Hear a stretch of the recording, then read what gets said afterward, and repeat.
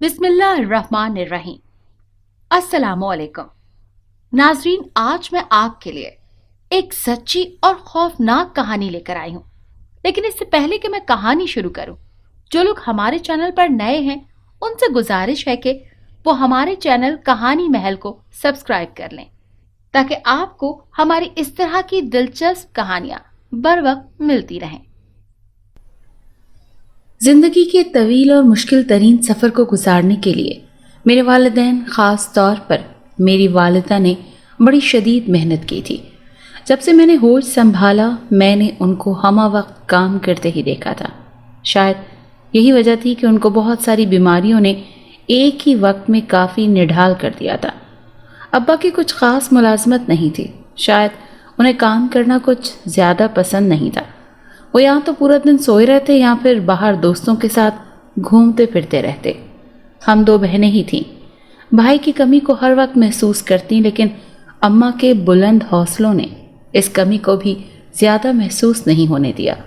हमारा घर पुराना घर था, बहुत खुला और बड़ा सा, जैसा कि आमतौर पर देहातों के घर होते हैं। घर में 3 कमरे थे जो हमारे इस्तेमाल में थे, लेकिन एक चौथा कमरा भी था जो उन तीनों कमरों के बिल्कुल पीछे वाक़ था। उस कमरे की ख़ास बात यह थी कि वहाँ पर ख़वातीन का बहुत आना जाना था। उसके अंदर आने के लिए बैरूनी दरवाज़े को इस्तेमाल नहीं किया जाता था, बल्कि हमारी होश से पहले अम्मा ने उस कमरे को बैरूनी तरफ से एक गली वाली साइड से एक दीवार में छोटा सा दरवाज़ा लगा के आमदरफ्त का ज़रिया बना दिया था। मुझे कभी भी ये समझ नहीं आती थी कि हमारे घर में हर वक्त ख़वातीन का इस कदर हुजूम क्यों लगा रहता है। लेकिन अपने बचपन का एक वाक़या बड़ी अच्छी तरह से याद है कि मेरी चच्ची हमारे साथ वाले घर में रहती थी। उनके कान के सोने के बुंदे बड़े ही कीमती थे कि वो पहले ज़माने के खालिस सोने से बने हुए थे। एक रात बड़ी ज़ोर की बारिश हुई, जिस तरह से देहातों में अक्सर होता है कि एकदम से हवाएं चलती हैं, बादल आते हैं और उसके साथ ही मूसलाधार बारिश शुरू हो जाती है। ऐसी एक रात थी कि छमाछम बारिश शुरू हो गई। मैं और मरहम, मेरी बहन, हम दोनों बरामदे में बैठी हुई थी। जब तक बारिश होती रही हम दोनों वहीं पर बैठी रहीं। अम्मा बावर्ची खाने में हमारे लिए पकौड़े बना रही थी। जैसे ही बारिश थमी, अम्मा कहने लगी, ज़ैनब जाओ चच्ची को पकौड़े देकर आओ। मैंने पकौड़ों की प्लेट उठाई और अपने कपड़े कीचड़ से बचाती हुई चच्ची के घर तक गई। जैसे ही वहाँ दाखिल हुई, अजीब ही मामला देखा। चचा बेहद परेशान हाल बैठे हुए थे और चच्ची अपने सर में मुसलसल थप्पड़ मार रही थी। मैं भागते हुए गई, प्लेट एक तरफ रखी और अपनी उम्र के मुताबिक पूछने लगी कि हुआ क्या है। चच्ची ने बयान करते हुए बताया कि वो उजड़ चुकी हैं, लुट चुकी हैं, उनका सब कुछ बर्बाद हो चुका है। अब जब वो ये सब कुछ कह रही थी तो अचानक ही मेरी नज़र उनके खाली कानों पर पड़ी, तो मैंने चीख कर कहा, चच्ची आपके बुंदे कहाँ हैं? चच्ची ने मेरी जानिब ऐसे देखा जैसे मेरी जहनी हालत पर उन्हें शक होने लगा हो कि मैं इतनी देर से किस बात पर रो पीट रही हूँ। अरे मेरे वो बुंदे ही तो कहीं खो गए हैं। मैं हक्का बक्का रह गई थी कि चच्ची के वो बुंदे जो इस कदर कीमती थे और चच्ची को तो अपनी जान से भी ज़्यादा प्यारे थे, वो कैसे अचानक से गुम हो गए। मैंने चचा को भी देखा, उनकी हालत भी बड़ी काबिले रहम थी। मैं तो उस वक्त बच्ची थी, एक लफ्ज़ तशफ़ी के भी ना कह सकी और भागते हुए घर वापस आ गई। जैसे ही घर वापस आई तो अम्मा ने मुझे घबराए हुए देखा और कहने लगी, क्या हुआ है ज़ैनब? मैंने अम्मा को सारी बात बता दी। अम्मा भी बड़ी परेशान हुई। उस वक्त चची के घर गई, उनको तसल्ली दी और कहने लगी कि फ़िक्र मत करो, सब कुछ जल्द पता चल जाएगा। और अम्मा की इस बात में मुंह खोलकर सबको देख रही थी कि अम्मा कैसे इतने वसूख से ये बात कह रही हैं। लेकिन मेरी हैरत की इंतहा न रही कि जब वाकई एक हफ्ते के अंदर अंदर चच्ची के गुमशुदा बुंदे मिल गए। मैंने अम्मा से, चच्ची और चचा से इसके बारे में पूछा कि कैसे मिले ये बुंदे, लेकिन किसी ने भी कोई तसल्ली बख्श जवाब नहीं दिया था। बस सब यही कहती थी कि अल्लाह की मर्जी से मिले हैं। इसके बाद ये सिलसिला यूं ही जारी रहा और मेरे जवान होने तक ये सिलसिला इस कदर बढ़ चुका था कि लोग और ख़ास तौर पर औरतों से हमारा घर हर वक्त भरा रहता। अम्मा ने जब ये सब देखा तो उन्होंने इस पिछले कमरे को इसी मकसद के लिए मखसूस कर दिया। अब्बा को ये सब पसंद नहीं था, लेकिन अम्मा ने अब्बा को साफ साफ कह दिया था कि अल्लाह का हम पर अगर ख़ास करम है तो हमें और किसी को इससे कोई परेशानी नहीं होनी चाहिए। اماں کسی سے کچھ لیتی نہیں تھی، لیکن جب خواتین کی مرادیں پوری ہوتی تھی تو وہ اپنی مرضی سے ہی کچھ نہ کچھ دے جایا کرتی تھی۔ وقت یوں ہی گزرتا رہا، میں اور مریم بڑے ہوتے گئے۔ اسکول میں میری کئی استانیاں بھی ہمارے گھر میں اکثر آتی تھیں، اور جیسے ہی اس کمرے میں جاتی واپسی پہ خوشی سے اس قدر سرشار ہوتی کہ ان کی خوشی کو لفظوں میں بیان کرنا بہت مشکل ہے۔ اب اگر بات صرف یہاں تک رہتی تو ٹھیک تھا، لیکن ایک دن میری حیرت کی انتہا نہ رہی جب ایک دور کے گاؤں سے ایک عورت آئی۔ وہ ہوگی کوئی 50 سال کے لگ بھگ۔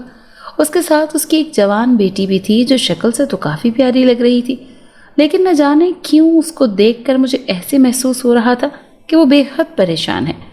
جیسے ہی وہ دونوں گھر میں داخل ہوئیں، اماں ان کو لے کر پچھلے کمرے میں چلی گئیں۔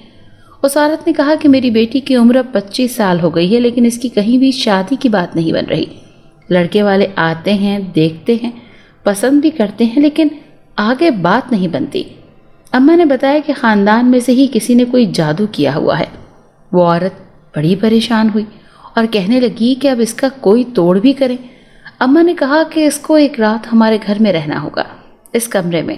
وہ عورت تو لڑکی دونوں ہی اماں کی بات سن کر تھوڑا سا گھبرا گئیں اور کہنے لگی کہ اس کے علاوہ اور کوئی حل نہیں ہے۔ اماں نے گھبراہٹ کو جانچتے ہوئے کہا کہ ایک یہی حل ہے، اگر نہیں منظور تو تم لوگوں کی مرضی۔ وہ عورت بیچاری پہلے ہی بہت گھبرائی ہوئی تھی، کہنے لگی کہ نہیں، ہمیں سب کچھ منظور ہے، جیسے ہی رات ہوگی۔ تو اماں نے اسے اس کمرے میں جانے کو کہہ دیا۔ وہ لڑکی پوری رات اسی کمرے میں رہی۔ جیسے ہی فجر کی اذانیں ہوئیں، اماں اس کے کمرے سے باہر لے آئیں۔ وہ لوگ الگ صبح چلی گئیں۔ اس واقعے کے بعد مجھے اپنی ماں پر عجیب و غریب سے شک ہونے لگا کہ کہیں اماں کچھ غلط کام تو نہیں کرتی۔ میں نے مریم سے اس بات کا کوئی ذکر نہیں کیا، بلکہ خاموش ہو گئی۔ دن گزرتے گئے، وہ عورت ایک ہفتے کے بعد ہنسی خوشی ہمارے گھر میں آئی۔ اس کے ہاتھ میں ایک مٹھائی کا ڈبہ تھا اور دوسرے ہاتھ میں 2 جوڑے کپڑے کے تھے۔ اس کے منہ سے خوشی سے بات ہی نہیں نکل رہی تھی۔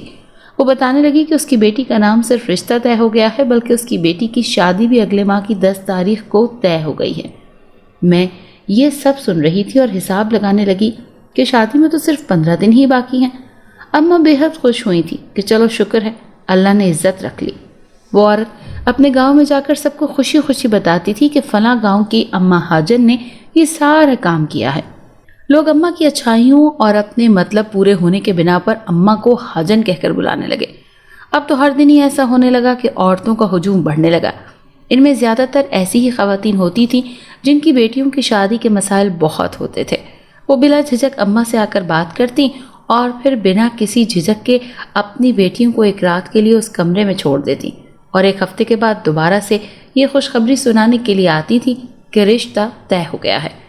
میں ہر لمحہ حیرتوں کی زد میں رہتی کہ آخر اس کمرے میں ایسا بھی کیا ہے کہ جو اماں کسی کو کچھ بھی نہیں بتاتی۔ میں نے بہت دفعہ قریدنے کی کوشش کی، لیکن ہر دفعہ اماں یا تو مجھے ڈانٹ دیتی یا پھر ٹال دیتی کہ تو ابھی ان باتوں سے دور رہ، تیرا کوئی مقصد ہی نہیں ہے ان باتوں میں بولنے کا۔ چچی کے جب سے بندے ملے تھے، وہ تو اماں کے پیر دھو دھو کر پیتی تھی، اور تو اور انہوں نے چچا سے بھی کہہ دیا تھا کہ مریم لوگوں کو جس بھی چیز کی ضرورت ہو ان کو بلا جھجک لا کر دینی ہے، آخر کو وہ ہماری بچیاں ہیں، ہمارا خون ہے، وغیرہ وغیرہ۔ چچا کے 2 بیٹے تھے جن کو پڑھنے لکھنے کا جنون کی حد تک شوق تھا۔ وہ گاؤں میں کم ہی آتے تھے، زیادہ تر شہروں میں ہی رہتے تھے، بس عید تہوار پر آ جایا کرتے تھے۔ ساتھ میرا ہم عمر تھا، نہ جانے کیسے اس سے میرا دل مل گیا، مجھے کچھ سمجھ ہی نہیں آئی۔ میرے لیے اس کے جذبات بہت زیادہ تھے، لیکن اس کے نزدیک میں کیا تھی مجھے کبھی بھی پتہ نہیں چل سکا۔ ایک دفعہ عید پر وہ دونوں بھائی گاؤں آئے ہوئے تھے۔ ان کے آنے کی خوشی شاید سب سے زیادہ مجھے ہی تھی۔ جیسے ہی وہ گاؤں میں داخل ہوئے، میں چھت پر چڑھ کر دیکھنے لگی۔ وہ دونوں سامنے والی گلی میں سے آ رہے تھے۔ میری نظر ساتھ پر پڑی۔ میں منتظر ہی رہی کہ وہ بھی ایک نظر مجھے دیکھ لے، لیکن ایسا کچھ بھی نہ ہوا، بلکہ وہ تو سیدھا اپنے گھر چلا گیا۔ میں مایوسی کے عالم میں چھت سے نیچے اتری اور چچی کے گھر جانے لگی، لیکن جو ہی قدم باہر نکالے تو اماں کی اور ابا کی تیز آواز میں لڑائی شروع ہو گئی۔ میرے قدم رک گئے۔ میں ساتھ کو بھول کر اپنے گھر کے حالات پر توجہ دینے لگی، اور پھر مایوس ہو کر وہیں سیڑھیوں کے پاس بیٹھ گئی۔ ہمارے گھر کے برعکس چچا کے گھر میں سکون کہیں زیادہ تھا۔ چچا جو کماتے چچی کے ہاتھ پر لا کر رکھتے تھے اور دن بدن خوب محنت بھی کرتے تھے، لیکن اس کے برعکس ہمارے گھر میں اماں ہی سارے کام کاج کرتی تھیں اور گھر کے نظام کو چلانے کے لیے بھی تگ و دو کرتی۔ اور پھر ابا کے ناز نخرے بھی برداشت کرتی۔ اس کے باوجود ابا کوئی دن ایسا نہ جانے دیتے جس میں وہ اماں کی بے عزتی نہ کرتے ہوں۔ یہ ساری باتیں مجھے لگتا تھا کہ ہمیں چچا کے گھر سے دور کر دیں گی۔ مریم میرے پاس بھاگتی ہوئی آئی اور کہنے لگی کہ آپی، امی ابا کی پھر لڑائی ہو رہی ہے۔ وہ چھوٹی تھی اور باتوں کو بڑی گہرائی سے لیتی تھی۔ میں نے اسے سمجھایا کہ تم پریشان مت ہوا کرو، ایک دن سب کچھ ٹھیک ہو جائے گا۔ وہ میری تسلی دینے پر خود کو کچھ ہلکا پھلکا محسوس کرتی، لیکن میرے دل کا کیا، وہ کس قدر بھاری ہو جاتا تھا ایسے حالات پر، یہ کسی نے بھی آج تک جاننے کی کوشش نہیں کی تھی۔ بے ساختہ ہی میری نگاہیں چچی کے گھر کی طرف اٹھ گئیں۔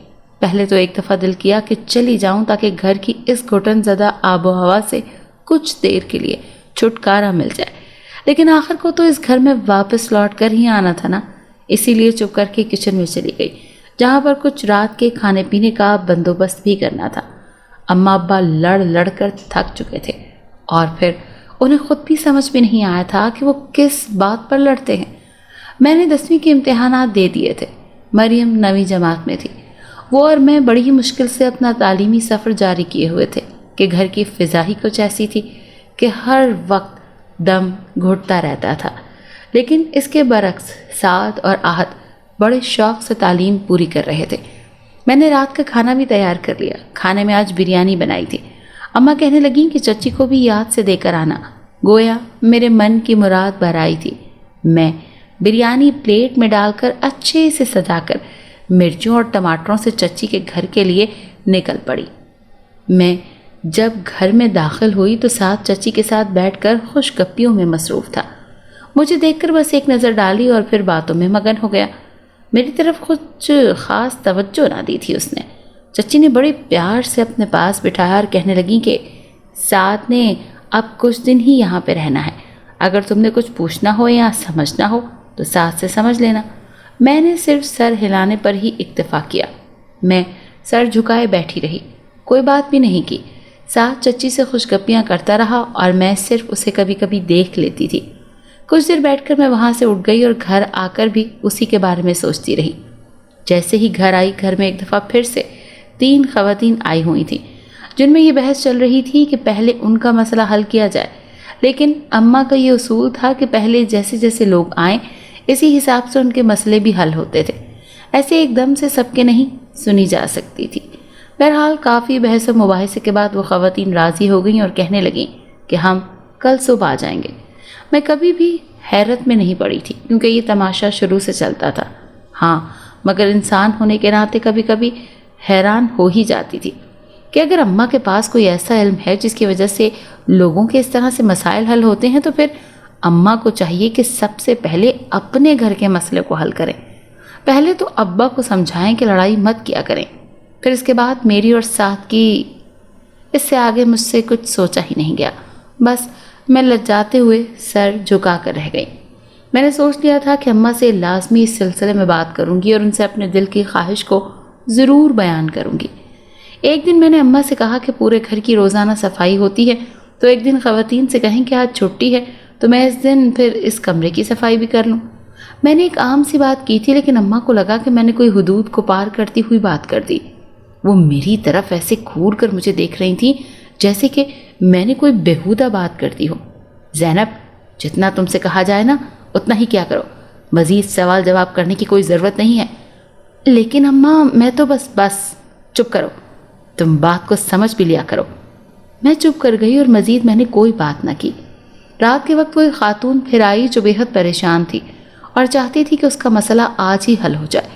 میرا دل کیا کہ میں بھی اس عورت کی بیٹی کے ساتھ اس کمرے میں چلی جاؤں اور جا کر خود اپنی آنکھوں سے دیکھوں کہ وہاں پر ایسا کیا ہوتا ہے کہ جس کے بنا پر لوگوں کے مسئلے اتنی جلدی حل ہو جاتے ہیں۔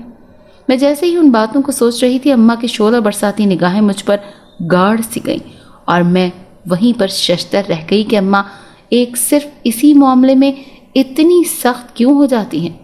باقی تمام معاملات میں تو کبھی بھی اتنی سختی نہیں دکھاتی۔ جا یہاں سے اور جا کر اپنا کام کرو، میرا دماغ نہ تو اتنا فالتو ہے اور نہ ہی میں تمہیں اس بات کی اجازت دے سکتی ہوں۔ اپنے چھوٹے سے دماغ کو اس میں اتنا کھپاؤ نہیں، مزید کسی کام کے قابل نہیں رہے گا۔ یہ باتیں اماں کرتی کرتی شاید تھکتی نہ تھی، لیکن میں واقعی تھک گئی تھی کہ اب مزید سننے کی مجھ میں کوئی طاقت ہی نہیں تھی۔ وہ عورت اور اس کی بیٹی آج رات ہماری طرف ہی ٹھہریں گے، اسی لیے جب کوئی اس طرح سے ٹھہرتا ہے تو اس کا کھانا پینا بھی ہمارے ہی ذمہ ہوتا ہے۔ میں کھانے کی تیاری کرنے لگی تھی جب دروازے پر دستک ہوئی۔ میں جلدی سے دروازے کی طرف لپکی۔ جیسے ہی دروازہ کھولا گویا میری حد ہی ہو گئی۔ میرے سامنے ساتھ کھڑا تھا۔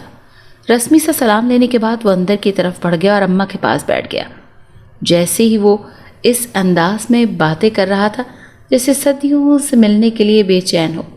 میں کھانا بنانے میں مصروف ہو گئی کہ اماں کی کرخت آواز نے مجھے چونکا دیا کہ میں کچھ کھانے کو لاؤں ساتھ کے لیے۔ میرے وہاں تک پہنچنے تک ساتھ اٹھ کر جانے کو تیار تھا۔ اماں روکتی ہی نہیں لیکن وہ چلا گیا۔ میرا سارا وقت اسی کے بارے میں سوچتے سوچتے گزر گیا۔ بہت دل کرتا تھا کہ کسی طرح چچی چچا خود ہی یہ بات کر دیں، لیکن ایسا ہوتا ہوا نظر نہیں آ رہا تھا۔ وہ لڑکی رات کے وقت کمرے میں گئی اور صبح خوش خوش کمرے سے باہر چلی گئی۔ ٹھیک ایک ہفتے کے بعد وہ عورت دوبارہ آئی اور کہنے لگی کہ میری بیٹی کا رشتہ بڑی ہی اچھی جگہ طے ہو گیا ہے۔ اماں کی اتنی کامیابیوں کے بعد اپنے گاؤں اور آس پاس کے بہت سارے دیہاتوں میں بڑی مشہوری ہو گئی تھی۔ عورتوں کا اماں پہ اس قدر بھروسہ بڑھ گیا تھا کہ وہ وقت کے ساتھ ساتھ اپنے آس پاس کی کنواری لڑکیوں کو بھی یہاں لانے لگی تھی۔ ایک دوپہر کو ساتھ آیا اور کہنے لگا کہ زینب کو امی نے بلایا ہے، کوئی کام ہے شاید۔ اماں نے کبھی بھی منع نہیں کیا تھا، بلا چون چرا مجھے ساتھ کے ساتھ بھیج دیا۔ وہ مجھے گھر میں چھوڑ کر خود کہیں باہر نکل گیا۔ کھڑوس نہ تو ہو، میرے منہ سے بے ساختہ نکل گیا۔ اس نے باہر جاتے جاتے گردن موڑ کر میری طرف دیکھا تو صحیح لیکن بولا کچھ بھی نہیں اور چپ چاپ باہر نکل گیا۔ چچی کے پاس بیٹھے مجھے کچھ ہی دیر ہوئی تھی کہ وہ کہنے لگیں کہ گھر کے پردے بے حد گندے ہو گئے ہیں تو وہ کل دھو دینا اتار کر۔ میں نے جی کہہ کر انہیں خوش کر دیا اور وہ شروع سے ایسے ہی کرتی تھی کہ جب گھر کے کوئی بڑے بڑے کام کرنے ہوتے جیسے صفائی ستھرائی سالانہ والی تو مجھے ہی بلاتی تھی۔ مریم کے ساتھ ان کی اتنی بنتی نہیں تھی۔ میں نے کہا جی چچی میں شام میں آ کر پردے اتار لوں گی اور کل دھو کر لا دوں گی۔ ارے جیتی رہو میری بچی۔ چچی نے مجھے دعائیں دی۔ موقع بہت اچھا تھا۔ میں نے موقع غنیمت جانتے ہوئے چچی سے کہا کہ میں آپ سے کچھ بات کرنا چاہتی ہوں۔ وہ بولی ہاں ہاں کہو کیا بات ہے؟ چچی اماں کے پاس اتنی ساری عورتیں آتی ہیں تو اماں کے پاس ایسا کیا ہے جس کے بنا پر اماں لوگوں کی مشکلات کو حل کر دیتی ہیں؟ ارے ایسے نہیں بولتے بیٹی، مشکلات حل کرنے والی تو صرف اللہ کی ذات ہے۔ تمہاری ماں تو صرف وسیلہ ہے اور اسی وسیلے کے بنا پر اس کے پاس لوگ آتے ہیں۔ جو ایک مخصوص کمرہ ہے نا اس میں وہ اپنی عبادت بھی تو کرتی ہے نا، یہی وجہ ہے کہ لوگ اس پر اعتبار کرتے ہوئے اس کے پاس آ جاتے ہیں۔ بس یہی بات ہے اور کچھ بھی نہیں میری بچی۔ چچی نے اس انداز میں مجھے ٹالا تھا کہ میں کچھ دیر تو ان کے چہرے کی طرف ہی دیکھتی رہ گئی۔ کچھ دیر کے بعد میں نے دوبارہ ان سے پوچھا تو وہ جو آپ کے سونے کے بندے تھے وہ گم ہو گئے تھے، تو پھر وہ اماں نے اتنی جلدی کیسے ڈھونڈ دیے تھے؟ میری بات پہ چچی پہلے تو کچھ ڈگمگائیں لیکن پھر فوراً ہی سنبھل کر بولیں کہ پگلی اپنے وظائف سے ہی تو انہوں نے تلاش کر لیا تھا، اور کیا، اور تو کچھ بھی نہیں۔ مجھے یہ پتہ چل گیا تھا کہ چچی کبھی بھی مجھے کچھ بھی بتانے والی نہیں ہے۔ بتائیں گی اب ان کی اس بات پر تو مجھے مکمل یقین ہو چلا تھا کہ واقعی کچھ بہت ہی بڑی گڑبڑ ہے۔ اسی وجہ سے تو امی اور چچی کی اتنی دوستی ہے۔ چچی کو امی کے سارے راز و نیاز کا مکمل طور پر علم تھا، تبھی تو اماں مجھے یہاں بنا کسی ہیل و حجت کے بھیج دیا کرتی تھی۔ خیر میں نے بھی وہیں پہ بیٹھے بیٹھے فیصلہ کر لیا کہ اس راز سے پردہ اٹھا کر ہی رہوں گی۔ بہت جلد یہ جان کر رہوں گی کہ اصل بات کیا ہے۔ میں کچھ دیر چچی کے پاس بیٹھ کر گھر آ گئی۔ گھر میں تو وہی گہما گہمی تھی، عورتوں کا آنا جانا لگا ہوا تھا۔ میرے لیے اب اس کام میں کوئی دلچسپی نہیں تھی۔ اگر مجھے دلچسپی تھی تو یہ جاننے میں کہ اس کمرے میں ایسا کیا ہوتا ہے۔ میں بس مناسب وقت کا انتظار کر رہی تھی۔ جیسے ہی کوئی مناسب وقت آیا میں نے اپنا کام وہاں پر سر انجام دینے میں ذرا بھی دیر نہیں کرنی۔ شام کو ابا گھر آئے تو کچھ پریشان تھے۔ مجھے پاس بلایا اور کہنے لگے کہ مجھے کچھ پیسوں کی ضرورت ہے۔ لیکن ابا میرے پاس تو پیسے نہیں ہوتے۔ میں نے سر جھکائے ہوئے جواب دیا، تو اپنی ماں سے لے لو پیسے، اس کے پاس تو تجوریاں بھری پڑی ہیں، کیا کرے گی اتنے سارے پیسوں کا؟ کہاں لے کر جائے گی؟ جاؤ اور مجھے بھی اس کے پاس سے کچھ پیسے لا کر دو۔ میں ابا سے ہمیشہ ہی بہت ڈرتی تھی کیونکہ انہوں نے آج تک ہم سے کبھی بھی محبت سے بات نہیں کی تھی۔ میں ابھی سوچ ہی رہی تھی کہ کیا کروں۔ ابا نے مجھے پھر سے کہا کہ ماں سے پیسے لاؤ جا کر۔ मैं उठ ही रही थी कि अब्बा ने मुझे झंझोर डाला कि तुम्हें सुनाई कुछ नहीं देता, जाओ जाकर जो कहा है वो करो। मैं कब से कह रहा हूँ, जाओ माँ के पास। मैं डर गई और भागकर अम्मा के पास गई। अभी मैं अम्मा के पास जा ही रही थी कि साद एकदम से मेरे सामने आ गया। मेरी आंखें आंसुओं से लबालब भरी हुई थी। उसने एक लफ्ज़ भी ना कहा और खामोशी से अम्मा की तरफ बढ़ गया। मैं भी चली गई और कह दिया कि अब्बा पैसे मांग रहे हैं। अम्मा ने तो वहीं से जो सलावातें सुनाई, अब्बा ने जब सुनी तो बड़बड़ाते हुए घर से बाहर निकल गया। साद अम्मा के पास बैठकर अम्मा को तसल्लियाँ देता रहा। मैं बस उन्हें देखती ही रही। मेरे लिए तुम्हारे मुंह में ज़बान नहीं है। वो अम्मा से कुछ बातें करके वापस चला गया। मैं ज़िंदगी से वैसे ही तंग आई हुई थी। किसी का बाप क्या ऐसा होगा, मैंने दिल ही दिल में सोचा और फिर चारपाई पर लेट गई। मुझे बुखार महसूस हो रहा था। मैंने सोच लिया था कि कुछ दिन अब आराम करूंगी। मुझसे नहीं होते इस घर के काम और साथ में चची के घर के भी काम। मैंने मुंह तक चादर ओढ़ी और चारपाई पर लेटी रही। मरियम ने खुद ही खाना बना लिया। अम्मा रात के वक्त मेरे पास आई और मुझे तसल्ली दी कि अब्बा तुम्हारा शुरू से ही ऐसा है, तुम्हें फ़िक्र करने की कोई ज़रूरत नहीं है, तुम बस अपने आप पर तवज्जो दिया करो, अब तुम्हारी शादी की उम्र होती जा रही है। मैं अम्मा की सारी बातें बड़े ही गौर से सुन रही थी। वो शायद मेरे लिए भी कोई रिश्ता तलाश कर चुकी थी। मुझे शादी में कोई दिलचस्पी नहीं है। जब सब शौहर अब्बा जैसे ही होंगे तो फ़ायदा ऐसे जहन्नुम में ज़िंदगी बसर करने का। रात तक मैं कोई नहीं उठी, चारपाई पर ही रही। आज रात कोई भी औरत नहीं आई हुई थी। अम्मा भी शायद शदीद थक चुकी थी, इसीलिए जल्दी से कुछ थोड़ा बहुत खाया और फिर सो गई। अब्बा तो रात को घर आते ही नहीं थे। मरियम भी कोई किताब पढ़ते पढ़ते सो गई थी। मैंने सोने की कोशिश की लेकिन नाकाम रही, क्योंकि मेरे दिल में ये कसक थी कि आज की रात मैं अंदर कमरे में जाकर देखूं तो सही कि वहाँ पर ऐसा क्या होता है। रात भर जागने के लिए मैंने एक किताब पढ़नी शुरू कर दी थी। किताब पढ़ते पढ़ते मुझे भी नींद आने लगी, लेकिन मैं जागना चाहती थी, इसीलिए उठकर चहलकदमी करने लगी ताकि नींद से बच सकूं। जैसे ही रात का पिछला पहर शुरू हुआ, मैं दबे कदमों के साथ उठी। अम्मा को देखा, इस बात का मुकम्मल यकीन कर लिया कि वो कहीं जाग तो नहीं रही। फिर मरियम को देखा, आसपास देखा। जब सब कुछ ठीक लगा तो मैं जल्दी से उस कमरे की तरफ बढ़ गई और कमरे का दरवाज़ा हमेशा से ही अम्मा खुला रखती थी। आज भी वो हस्बे साबक खुला हुआ था।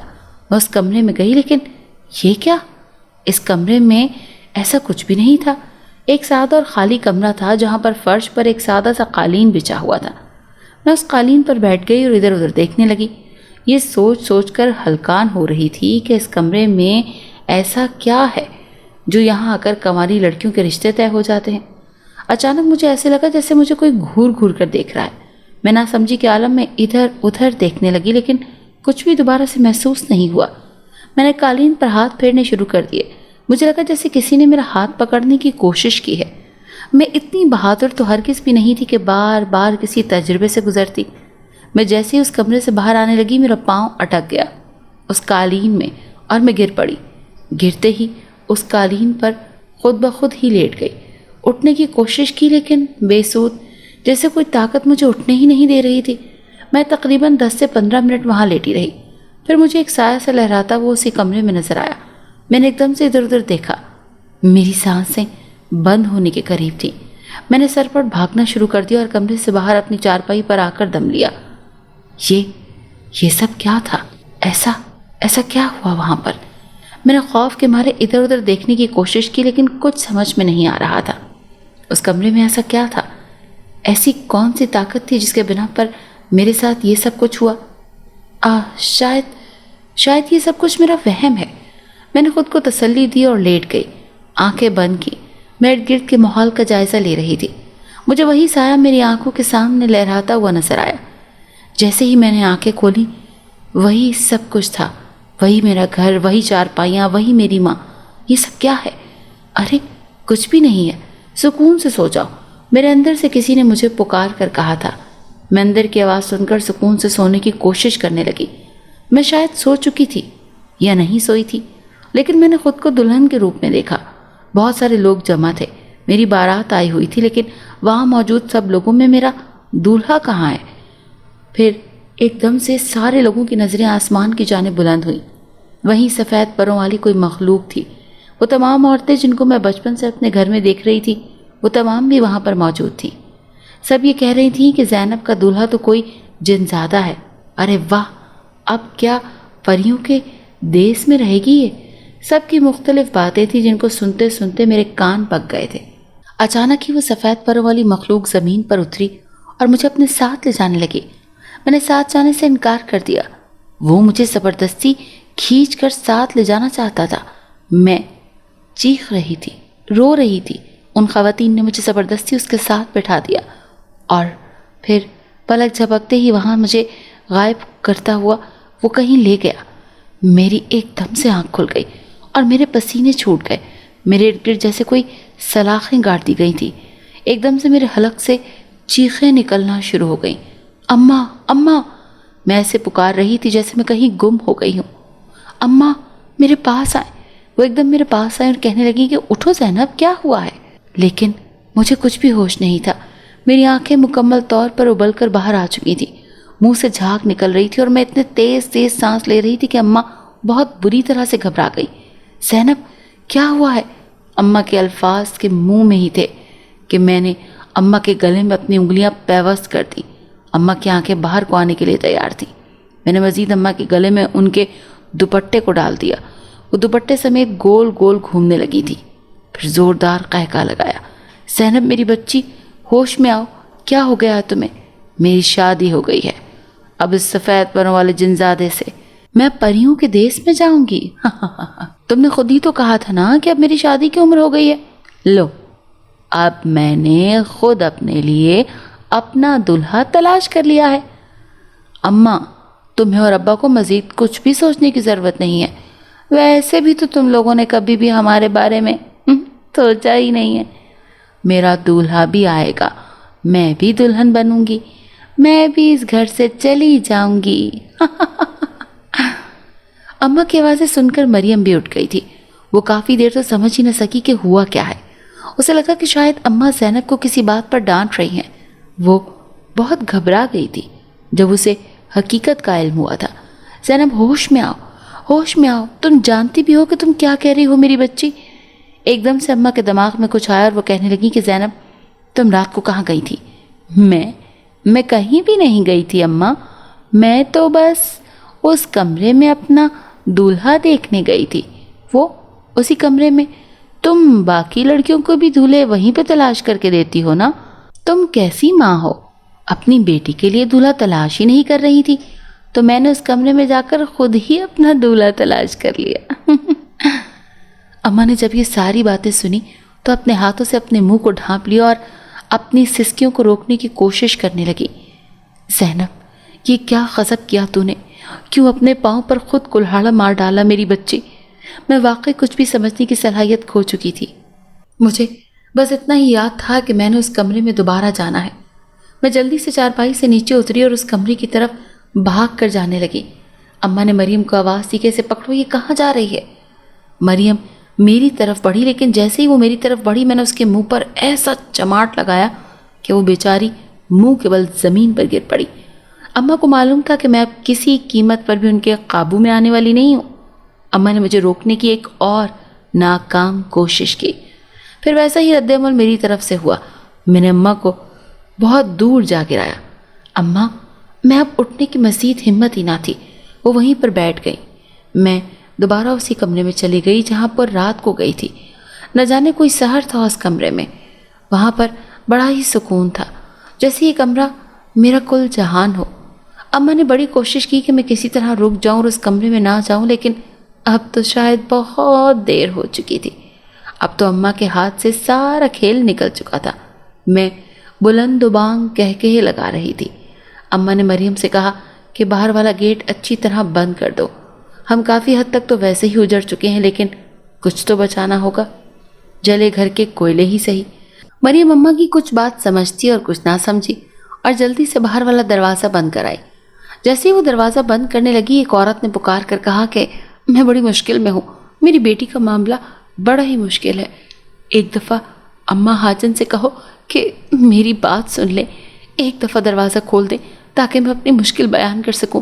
مریم نے اماں کی جانب دیکھا، لیکن اماں تو اس دنیا میں ہی نہیں تھی۔ کہنے لگی دروازہ مت کھولنا میری بچی، ورنہ ہم سب بڑی ہی مشکل میں پھنس جائیں گے۔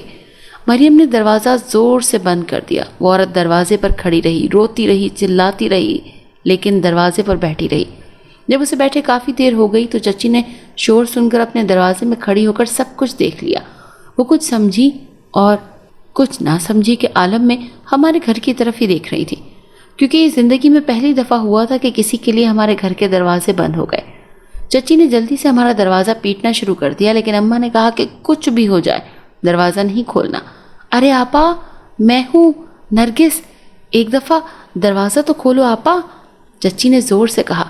اماں کو ڈر تھا کہ نرگس کی تیز آواز سن کر کہیں باقی محلے والے بھی اکٹھے نہ ہو جائیں۔ انہوں نے مریم کو پیچھے کیا اور خود دروازے پر پہنچ گئیں اور کہنے لگیں کہ وہ میں کچھ ضروری کام کر رہی ہوں، اسی لیے دروازہ بند کیا ہے۔ ارے تو آپا، مجھے تو اندر آنے دیں، میں تو زینب کو کہنے آئی تھی کہ آپ آئے اور صبح صبح اپنا کام مکمل کریں۔ ارے اس نے پردے دھونے تھے نا آج، اسی لیے۔ نرگس، زینب تو سو رہی ہے، اس کے سر میں بڑا شدید درد ہے، میں اسے اٹھا کر ابھی بھیجتی ہوں۔ اماں نے ٹالنے کی ہر ممکن کوشش کی۔ اے لو آپا، آپ بھی کمال کرتی ہیں، میری بچی کی طبیعت اتنی خراب ہے اور میں اسے دیکھے بنا کیسے چلی جاؤں؟ اماں جانتی تھی کہ نرگس تو کبھی بھی ٹلنے والوں میں سے نہیں ہے، باقی تو شاید وہ کسی کو ٹال بھی دیں۔ چاروں ناچار اماں کو دروازہ کھولنا پڑا۔ جیسے ہی اماں نے دروازہ کھولا، چچی جلدی سے اندر آ گئی۔ کہاں ہے میری زینب؟ وہ اونچی آواز میں پکار رہی تھی۔ میں اپنا نام سن کر ایک دم سے کمرے سے تیر کی طرح باہر نکلی۔ میرے چہرے پر ناخنوں کے نشانات تھے جن سے تازہ خون بہہ رہا تھا۔ چچی نے میری جانب دیکھا تو اپنے منہ پر ہاتھ رکھ لیا، جیسے خود پر یقین ہی نہ کر پا رہی ہوں کہ ہوا کیا ہے۔ آپا، یہ زینب کو کیا ہوا؟ اس کے ساتھ یہ سب کیا ہوا؟ نرگس، تم سکون سے بیٹھو، میں تمہیں سب کچھ بتاتی ہوں۔ نہیں آپا، ہماری بچی کے ساتھ یہ سب کچھ کیا ہو گیا؟ آپ مجھے کہہ رہی ہیں سکون کے ساتھ بیٹھو؟ آپا، کہیں یہ اس کمرے میں تو نہیں چلی گئی تھی؟ نرگس نے خوفزدہ ہوتے ہوئے انگلی کے اشارے سے بات کی۔ ہاں، یہ بدقسمت اسی کمرے میں چلی گئی تھی۔ اسے لاکھ منع کرتی تھی کہ ایسی غلطی کبھی مت کرنا، لیکن یہ سنتی کہاں تھی۔ اب وہ سب کچھ ہو گیا جو ان 40 سالوں میں نہیں ہوا۔ اماں کے لب و لہجے میں خوف اس قدر زیادہ تھا کہ چچی نے بھی منہ میں دوپٹہ دے کر رونا شروع کر دیا۔ آپا، اس کا کوئی علاج نہیں، اس کا کوئی علاج نہیں ہے نرگس۔ میں لوگوں کی بچیوں کے گھر بساتی رہی، لیکن اپنی بچی کے ساتھ اتنی زیادتی کر ڈالی کہ اسے آج تک آگاہ نہ کیا کہ اس کے لیے کیا خطرناک ہو سکتا ہے۔ اماں کے آنسو بھی کسی قیمت پر رکنے کا نام نہیں لے رہے تھے۔ آپا، میری بات سنیں، آپ ایک کام کریں، آج کی رات کچھ ایسا عمل کریں کہ شاید ہماری بچی بچ جائے۔ اماں نے دل میں جیسے کوئی امید جگائی۔ وہ کچھ دیر کے لیے چپ کر گئیں، لیکن نرگس، اگر ایسا نہ ہوا تو؟ اماں کی آنکھیں خوف سے پھٹی جا رہی تھی۔ آپ مایوسی کی باتیں نہ کریں آپا، آپ نے آج تک کبھی بھی کسی کے ساتھ کچھ برا نہیں کیا ہے، تو آپ کے ساتھ پھر برا کیسے ہو سکتا ہے؟ آپ اللہ کو یاد کر کے یہ کام کریں تو صحیح۔ مریم بس خاموشی سے کبھی چچی اور کبھی اماں کو دیکھتی جاتی۔ اسے کچھ بھی سمجھ نہیں آ رہی تھی کہ یہ ہو کیا رہا ہے۔ اماں رات کا انتظار کرنے لگی تھی، لیکن شاید آزمائش کے دوران دن اور رات کافی طویل ہو جاتے ہیں۔ میں نے خود کو اس کمرے کی حد تک محدود کر لیا۔ میرے ہوش مکمل طور پر کھو چکے تھے۔ میں بس اگر کسی کو پہچان رہی تھی تو وہ صرف سفید پروں والا تھا جو میرا دولہا تھا۔ پورا دن بہت ہی کھپت میں گزرا۔ اس دن نہ تو کسی نے کچھ کھایا تھا اور نہ ہی کچھ پیا تھا۔ پورا دن وقفے وقفے سے چچی ہمارے گھر کے چکر لگاتی رہی۔ وہ یہ بات کسی کو بھی بتانا نہیں چاہتی تھی، حتیٰ کہ ساتھ کو بھی نہیں۔ جیسے جیسے شام ہوتی جا رہی تھی، اماں کے دل کی دھڑکنیں بہت تیز ہوتی جا رہی تھیں۔ میں نے خود کو کمرے میں ہی رکھا۔ جیسے جیسے رات گزرتی گئی، اماں کے خوف میں مزید اضافہ ہوتا گیا۔ میں اسی کمرے میں تھی۔ ایک سایہ لہرایا، دیوار پر نمودار ہوا، اور میں اپنی جگہ سے اٹھتی ہوئی اسی سائے کے بالکل سامنے والی دیوار پر لٹک گئی۔ اماں نے مجھے نیچے اتارنے کی کافی کوشش کی، لیکن وہ سایہ چیخ کر بولا، جب سمجھایا تھا کہ یہ سب کچھ نہ ہو تو پھر کیوں ہوا؟ بچی ہے، اسے معاف کر دے۔ اماں نے دونوں ہاتھ اسی سائے کی جانب موڑ دیے۔ معافی کی گنجائش نہیں ہے، یہ سائے نے 2 ٹوک جواب دیا۔ تم جانتی ہو نا کہ تم کتنی چھوٹی تھی جب ہماری ملاقات تم سے ہوئی تھی؟ جی، میں جانتی ہوں، اور مجھے سب کچھ یاد بھی ہے۔ اماں تو ہر صورت میں مجھے بچانے کے لیے پر تول رہی تھی۔ جب سب کچھ جانتی ہو تو یہ کوتاہی کیوں ہوئی؟ بچی ہے، غلطی کر بیٹھی، اماں نے سر کو نیچے جھکاتے ہوئے کہا۔ ٹھیک ہے، پھر غلطی کی سزا تو ملے گی نا؟ سایہ لہراتے ہوئے میرے قریب آ گیا۔ نہیں نہیں، آپ جانتے ہیں میں نے ساری زندگی انسانیت کی خدمت میں گزار دی ہے، میں نے آپ کو کبھی بھی کوئی تکلیف نہیں دی، اسی خدمت گزاری کے عوض ہی آپ میری بچی کی جان بخش دیجیے۔ اماں نے باقاعدہ ہاتھ جوڑ دیے تھے، لیکن وہ اندیکھی مخلوق کچھ بھی سننے کو کسی بھی صورت میں تیار ہی نہیں تھی۔ ایک دم سے ایک سرخ کپڑا میرے اوپر آ کر گرا اور میں آنن فانن کسی دلہن کے روپ میں تیار کھڑی تھی۔ اماں یہ سب کچھ دیکھ کر چیخ پڑیں کہ یہ سب نہ کریں، کہیں ایسا نہ ہو کہ میں ہی مر جاؤں، پھر یہ کام کون کرے گا؟ اماں نے کمرے کی جانب اشارہ کرتے ہوئے کہا، اچھا یہ بتاؤ کہ ہماری تم سے پہلی دفعہ ملاقات کہاں ہوئی تھی؟ اماں ذہن پر زور ڈال کر کچھ سوچ رہی تھی۔ تم بہت چھوٹی تھی حاجن، جب ایک دفعہ تم نے اپنے ساتھ سپارہ پڑھتی ایک لڑکی کے آنسو صاف کیے۔ ہم بھی اسی مدرسے میں پڑھنے کے لیے آتے تھے، بس وہیں پہ ہمیں معلوم پڑا کہ تمہارے دل میں اللہ نے انسانیت رکھی ہوئی ہے۔ ہم نے وہاں سے تمہارا پیچھا کیا، تمہاری ہر جگہ پر حفاظت کی، اور تم کچھ بڑی ہوئی تو تمہاری شادی ہو گئی، لیکن اس غربت میں بھی تم غریبوں کی مدد کیا کرتی تھی۔ بس ہمارے شاہ جنات نے تمہارا انتخاب کیا کہ تمہارے یہاں سے لوگ، خاص طور پر خواتین، فیض پایا کریں گی، اور تمہارے اسی کمرے کی بدولت لڑکیوں کے رشتے اللہ کے حکم سے جلد طے پا جاتے تھے۔ تم نے انسانیت کی خدمت بڑی ڈٹ کر کی ہے، لیکن جانتی ہو نا کہ جب نرگس کے بندے گم ہوئے تو تم نے کہا تھا کہ ایک دفعہ اس کے بندے مل جائیں اور کچھ بھی آپ سے کبھی نہیں مانگوں گی۔ ہم نے تمہارا وہ کام کر دیا تھا تمہارے خاندان کے لیے، اور اس طرح تم اپنے خاندان میں بھی معتبر ہو گئی۔ پھر ہماری صرف ایک ہی شرط تھی کہ اگر اس کمرے میں تمہاری نسل میں سے کوئی بھی یہاں آیا، اس نے ہمارے کام میں ذرا سی بھی مداخلت کی، تو ہم یہ سب کچھ جلا کر بھسم کر دیں گے اور اس کو اپنے ساتھ لے جائیں گے۔ یاد آیا کچھ؟ جی مجھے سب کچھ یاد ہے، لیکن یہ نادان ہے، غلطی کر بیٹھی، خدا کے لیے اسے معاف کر دیں۔ اماں نے ایک دفعہ پھر اس کے سامنے ہاتھ جوڑ دیے۔ معافی کا وقت گزر گیا، کیونکہ یہ ایک اور رازدان پیدا ہو گئی ہے۔ اب یہ ہماری کی گئی نیکیوں کا ڈنڈورا پیٹے گی اور لوگ ہمارا مذاق اڑائیں گے، لیکن ہم یہ سب نہیں ہونے دیں گے، کسی قیمت پر نہیں ہونے دیں گے۔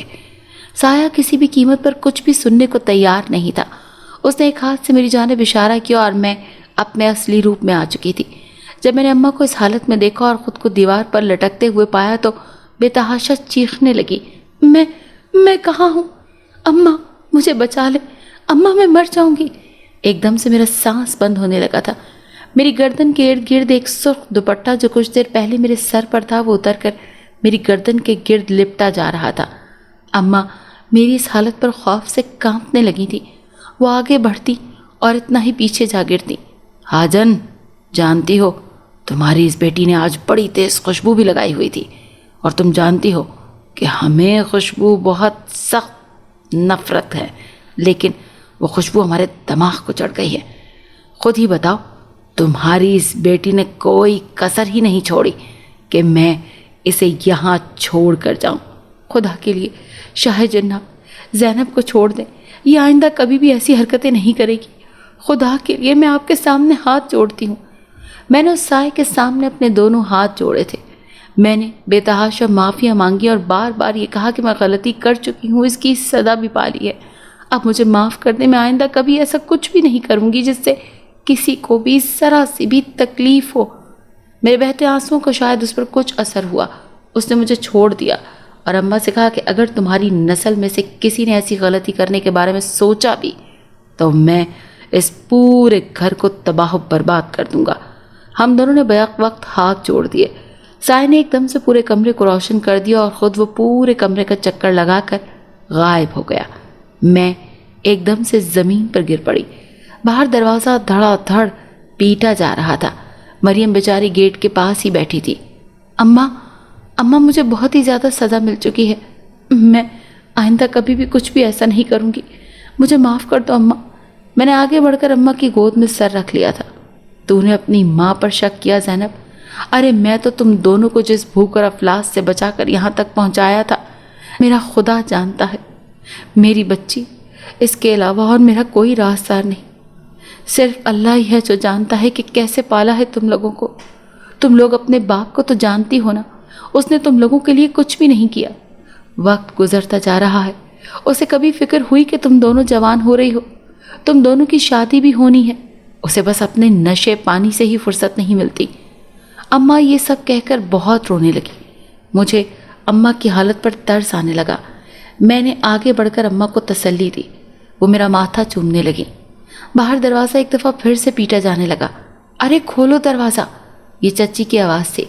مریم بھاگتی ہوئی اس کمرے میں آئی. اماں نے اسے پیار کیا اور کہا کہ بس خاموشی سے دروازہ کھول دو. زینب اٹھو, چلو باہر. میں اماں کے ساتھ ساتھ باہر کی طرف جانے لگی. دروازہ کھلنے پر چچا چچی اور ساتھ گھر میں داخل ہوئے تھے. ان لوگوں نے اماں سے کہا کہ مجھے ایک ضروری بات کرنی ہے. چچی نے مجھے اٹھا دیا کہ جاؤ, جا کر ہمارے لیے چائے بنا کر لاؤ. سعد نے ایک دفعہ بھی میری طرف نہیں دیکھا. میں ٹھنڈی سانس لے کر رہ گئی. چچا نے بات شروع کی اور کہنے لگے کہ آپا ان دونوں بچیوں کو میری بہویں بنا دو. یہ صرف بات نہیں تھی, یہ تو ایک خوشخبری تھی. میرے ہاتھ سے ٹرے گرتے گرتے بچی. میں لڑکھڑاتے قدموں کے ساتھ باہر ٹرے لے کر آئی تو چچی نے مجھے اپنے پاس بٹھا کر کہا, ماشاء اللہ سے سعد اور زینب کی جوڑی بہت سجے گی. میری نظر سعد پر پڑی تو مجھے ہی دیکھ کر مسکرا رہا تھا. اماں سر بسجود ہو گئیں کہ ان کی بچیوں کے لیے اللہ کی طرف سے اتنا بڑا انعام بھیجا گیا. ہر چہرہ مسکرا رہا تھا. اگر آپ کو یہ کہانی اچھی لگی ہے تو اسے لائک کیجیے اور ہمارے چینل کہانی محل کو سبسکرائب کیجیے. اور ہاں, اگر آپ کے کسی دوست, رشتہ دار یا بہن کے ساتھ خدا نخواستہ اس طرح کا کوئی بھی واقعہ پیش آیا ہے تو ہمیں کامنٹ سیکشن میں اس کے بارے میں ضرور بتائیے.